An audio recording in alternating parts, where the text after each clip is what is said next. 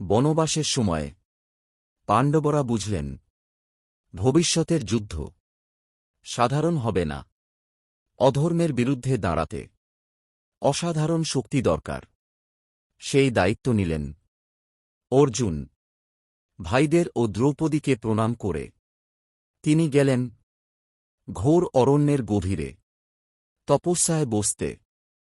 হিমালয়ের পাদদেশে তিনি কঠোর তপস্যা শুরু করলেন, খাদ্য, জল, নিদ্রা ত্যাগ করে, শুধু ধ্যান ও সাধনা। শিবের কৃপা পেতে অর্জুন ধ্যান করলেন। একদিন এক ভয়ঙ্কর অসুর, মুকাসুর, বন্য শূকরের রূপে আক্রমণ করল। অর্জুন তীর ছুঁড়লেন। একই সঙ্গে এক অচেনা ব্যাধ তীর ছুঁড়ল। দুজনের তীরেই শূকরটি নিহত হল। ব্যাধ ও অর্জুনের মধ্যে ভয়ঙ্কর দ্বন্দ্ব শুরু হল।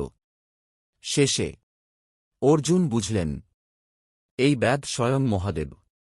অর্জুন প্রণাম করলেন। শিব সন্তুষ্ট হয়ে অর্জুনকে দিলেন পশুপত অস্ত্র, সবচেয়ে ভয়ঙ্কর দেবাস্ত্র। এরপর ইন্দ্র, বরুণ, যম, কুবের এক এক করে অর্জুনকে দিলেন দিব্য অস্ত্রসমূহ। স্বর্গে অর্জুন পেলেন নৃত্য, সঙ্গীত ও যুদ্ধবিদ্যার শিক্ষা। দীর্ঘ সময় পর অর্জুন ফিরে এলেন ভাইদের কাছে। পাণ্ডবরা জানলেন যুদ্ধ এখন অনিবার্য। এই দেবাস্ত্রই কুরুক্ষেত্রের যুদ্ধে অধর্মের বিনাশ করবে। পাণ্ডবরা বনবাসে থাকলেও হস্তিনাপুরে কৌরবদের অশান্তি থামল না।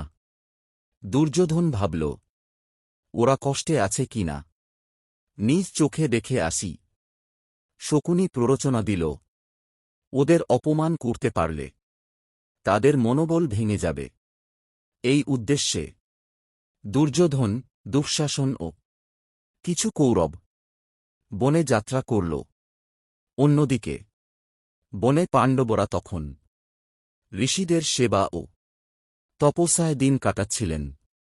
দুর্যোধন ইচ্ছে করেই বনবাসের নিকটবর্তী এলাকায় বিলাসী শিবির স্থাপন করল।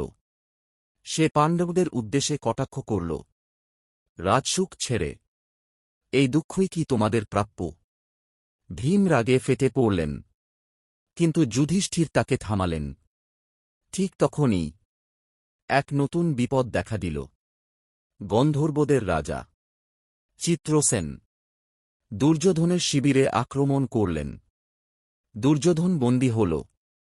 কৌরব শিবিরে হাহাকার। অবশেষে দুর্যোধন বাধ্য হয়ে পাণ্ডবদের সাহায্য চাইল।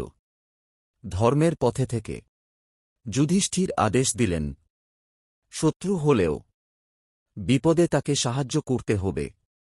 ভীম ও অর্জুন গন্ধর্বদের পরাজিত করলেন। দুর্যোধন মুক্ত হল, কিন্তু এই অপমান তার মনে আগুন জ্বালিয়ে দিল। সে বুঝল পাণ্ডবরা এখনও অপরাজেয়। এই ঈর্ষাই পরবর্তীতে মহাযুদ্ধের আগুনে ঘি ঢালবে।